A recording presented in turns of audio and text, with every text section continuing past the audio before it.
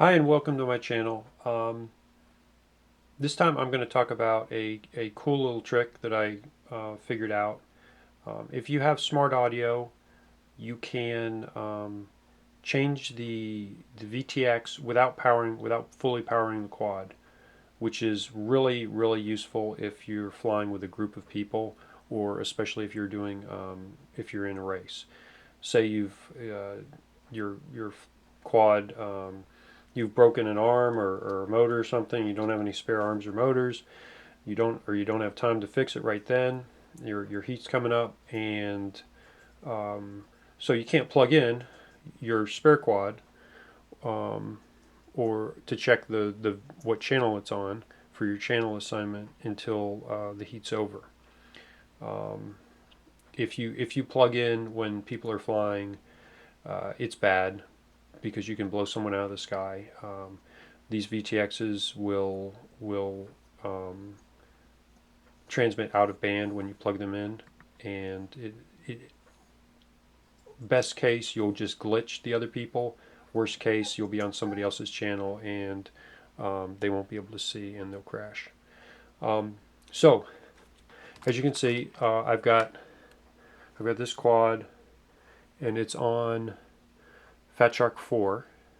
Okay, so what would really be cool is if we could plug in, or not plug in, and change the VTX channel. Alright, so I've unplugged the quad, and what I'm going to do is I'm going to change the channel, and you can see what happens when I plug in. So now I'm on Fat Shark 5, and hopefully you can see this. I'll plug in here. Oh, look at that. So that's interference on the adjacent channel,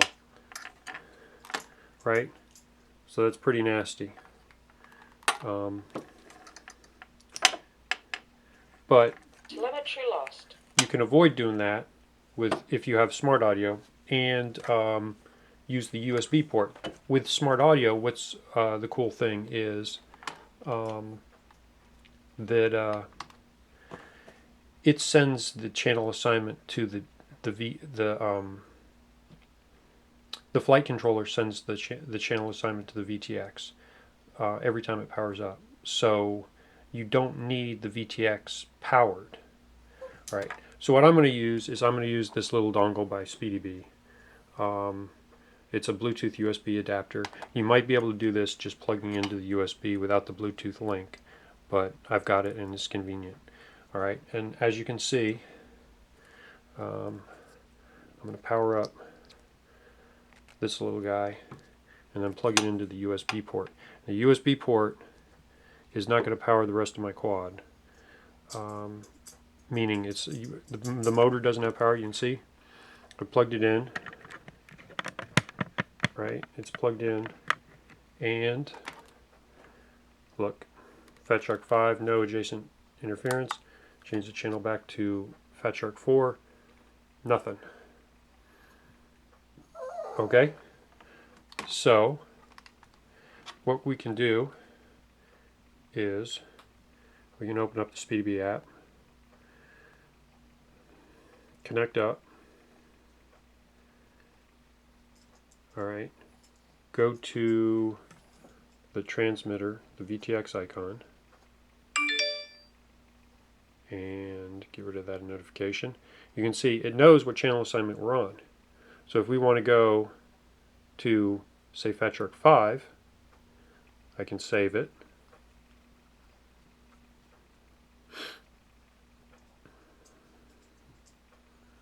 And now, the next time I power up the quad, it'll go to Fat Shark 5. You notice, I'm not transmitting anything right now.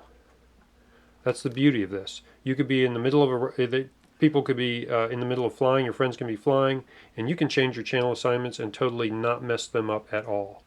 Alright, so I'm going to unplug this, the USB, use the battery, plug in the quad, and see, it'll come right up on the new channel assignment. This is, oh wait, this is Fat Shark 4, so that's the old channel assignment. Alright, so I'll plug it in. Telemetry recovered. Alright, and you can see it's not there. It's not there. I will change the channel assignment. And now it's on 5. Pretty cool. So that's a little trick that you can use. Like I said, I don't know if you can just use. I haven't seen that menu in Betaflight.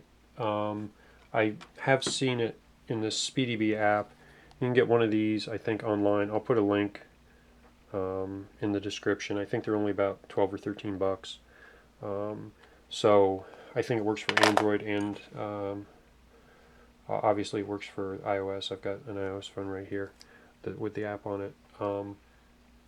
But pretty cool. So hope you learned something, and this video helped you out. Appreciate your time.